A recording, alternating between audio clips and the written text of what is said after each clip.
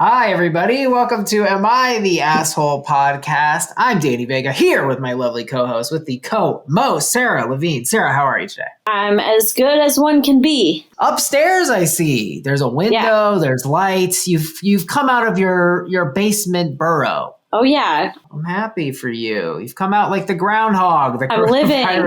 Only 6 more weeks of quarantine. We're joined today by a very special guest, Chanel Omari. I should have asked you how you say your last name. Now I feel like an idiot. How are you today, Chanel? Good. You actually said it really well. Woo! I love to see it. Got it. Danny's got the first and the last name down pat. Do people mispronounce Chanel? Yeah. Yeah, all the time. Oh my God. Channel. Yeah. Wow. People really are stupid. My last name, they always butcher like Omri, Omari, Omar, Omarian. No one ever got my name right. No wonder why I never thought I mattered. Dark. So you're a Long Islander. Yeah, I'm a Long Islander. That's not your whole intro. I'm sorry. I shouldn't have stopped there. That was a weird. Wait, no, that was weird. But we are from the same town. We are from the same town. We're from Great Neck. Me and Sarah are Great Neck sisters. Great Neck, Long Island. Woo. I was on a show called Princesses of Long Island.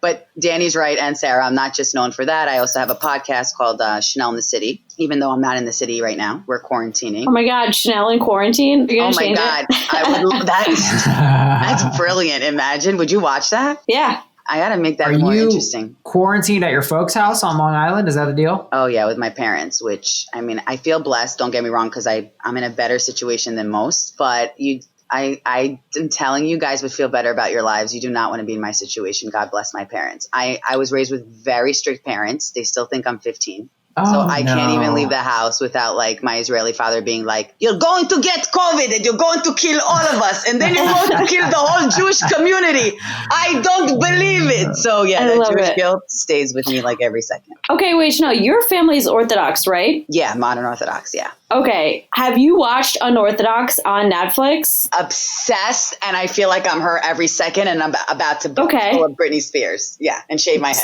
But your family is obviously not as restrictive as this community in Williamsburg, which is now in the news for having this like gigantic funeral. Correct.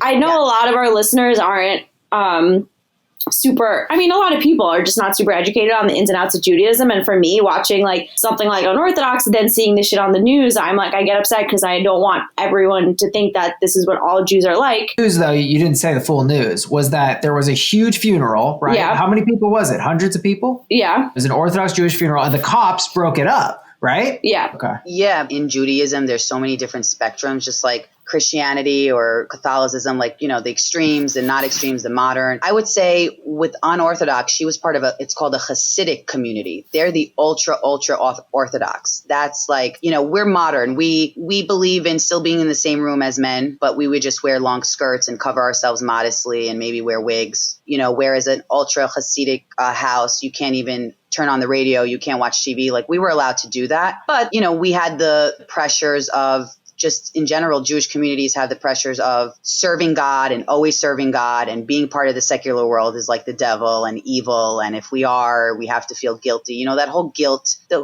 trip. But I think the difference is that she was more ultra Orthodox and they used religion. They used religion more for control. Whereas modern Orthodox, it's more like spirituality and tradition. And, you know, no one's going to put a gun to your head if you're not wearing a skirt. Although my parents are very strict on me. They raised us very strict. Now, I have questions about the splitting of the genders, because I've seen that. I've walked through, where is that? South Williamsburg, I guess you would call that? Yeah, Borough Park. Yeah. Borough Park. And you see, you know, the men and women signs, but that, you know, not for a bathroom. So what exactly is that? How does that work? So it's more like unisex. I mean, you're saying the bathrooms, like why they don't have men and women? No, I'm saying about the Orthodox Jews. They separate men and women. You're saying modern does not, but I don't even know what do the Orthodox Jews, how do they separate? Yeah. Modern Orthodox, so they'll separate in terms of like when we're in temple. Modern Orthodox believes in separation of women and men when they're praying. However, if they're in a wedding, they'll be in the same room. It's a little complicated. There's a lot of laws.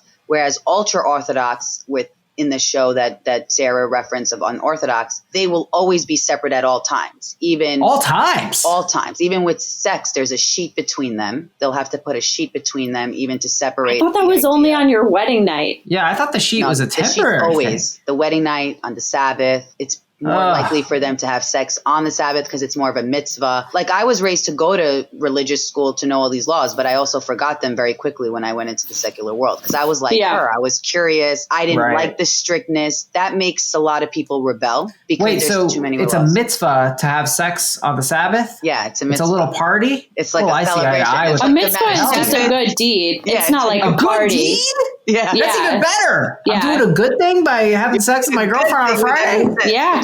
But you got to be married. That's a great deal. But you got to be married. So there's always a catch. Right. For me, it's hard to be part of a very ultra religious anything because there's always a catch, right? If you're spiritual, there's not always a catch. It's, be a good person, do a good deed, not on the same, you don't have to, have sex. Like, am I a bad person because I have sex without being married and not on the Sabbath? I don't know. You're a bad person if you don't have sex with a sheet in between you and the man, God damn it. But I'll help the homeless, and that doesn't count, right? That doesn't count for nothing. You got to follow the rules. Now listen, so you also were on reality TV. Princesses of Long Island. Wow. So you are a princess. We got a princess on the show today. But I'm honestly, really all the worst Jewish stereotypes, we're going to talk about him on this episode. Yeah, totally. Sarah, you know me very well too. You know I'm not like a princess. Yeah, well, yeah. So, I mean, the Princesses Long Island title is honestly a nod to like Jewish American princesses, which is like, Danny knows exactly what I'm talking about. He's trying to be coy. I want more juice on it. What is a Jewish American? Because let me tell you something. It is a little stereotypy, and I wouldn't say it in front of like Jews I didn't really know. I wouldn't be like, look at these Japs. I wouldn't drop that because I'd be like, that's a little insensitive. But I would tell you that when I heard that phrase as a kid growing up, it was never said in a way that was like, I would say ugly. It was like prissy is my association. Yeah. But correct me if I'm wrong. No, I think you're right. Sorry, Sarah, go on. Oh, I was going to say, like, number one, I'm like, I didn't know there were Jewish people in Casa Grande, so big ups. Number two, We had one. One. Damn, and you thought the one was a Jap? Like, that's not even fair. You don't have a sample size to compare. However, okay, listen, there are way worse things to be called. Yeah, there are way worse things to be called. There are way worse, like, I don't know, stereotypes to like have levied against you. Stereotype? But yeah, it's like you're spoiled, you're wealthy, like entitled, privileged. Chanel, anything else? Yeah.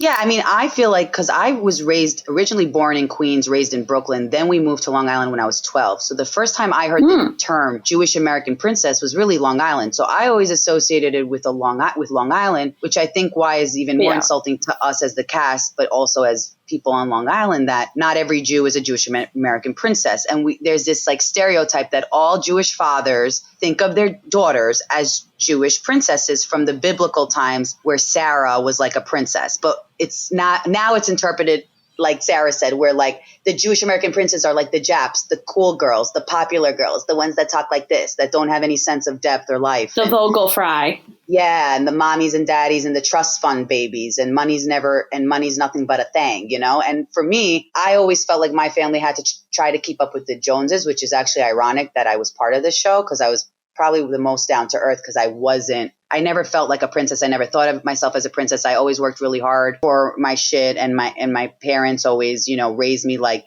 we might live in a nice area, you might be privileged, but you got to earn everything, you got to work for everything, you're never going to be better than the next. So I think that was like the misconception, the stereotype. And so originally Bravo did not call the show Princesses. Originally, when we signed up as a cast, as friends, we signed up as the Real Girls of the Gold Coast, which is what Long Island's known for, the Gold Coast. I've never heard it called that.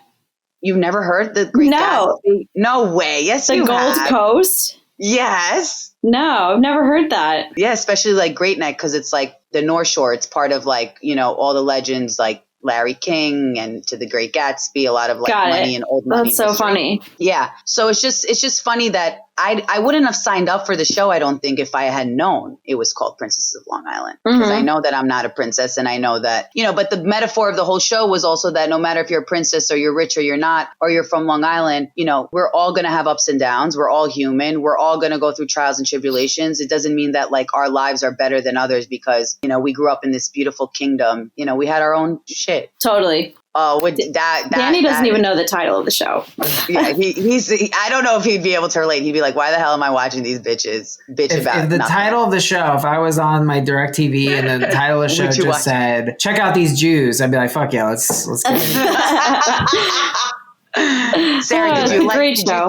Did you think it was a little embellished, or do you feel like you know girls like this from Great Neck? I mean, I definitely. Oh, absolutely. And the thing about like calling someone a J.A.P too is like, again, it's really not the worst thing to be called, but no one wants to be called it. And I found in my high school, there was like, everyone was kind of like trying to pass the buck on like who actually qualified as one. And I just remember this so clearly, like in math class, this one girl who was like in the popular group who we did call the J.A.Ps, but also we're Jewish, so we can say it. But I remember she made some kind of comment like, oh, well, like I'm not a J.A.P or something like that. And in my head, I was like, but if you're not, then like who is? Like it was just so crazy to me. Yeah. And I also think it was like a negative narrative from like Long Island, from the popular kids, like what me and Sarah grew up with. And I'm sure, Danny, you grew up with these types of people, whether they're Jewish or not. It's like the popular crowd. Whereas Jewish American princess is not necessarily a negative thing. It's like it was part of our Bible too. That's what I'm saying. Right. And even Japs like came after, like Japanese take it offensively too, because they feel like, well, that's a whole other thing. That's like a whole other episode. But what I'm saying is people don't realize it's not a negative narrative unless you make it. Well, I kind of honestly think that like even back then, like especially now, like no one wants to be accused of being entitled or privileged. Yeah, that's exactly what it is. Even before like woke culture became a thing, you still didn't really want to be accused of that, which is why like nobody really wanted to be called a J.A.P. Exactly. No one wants to be told that you're entitled and like spoiled. Like those are not good traits to have. No, and especially after princesses, that was like we got a lot of backlash for that. So for me, I was like, wait a minute, that's not who I am. That's not who I want to represent. That's not what my life was about. You know what I mean? I never want someone to think I was just entitled and given everything, because that's not the truth. So. Right. I'm very entitled. I was given a lot. Chanel, thank you so much for joining us. We got one heck of an ep for you guys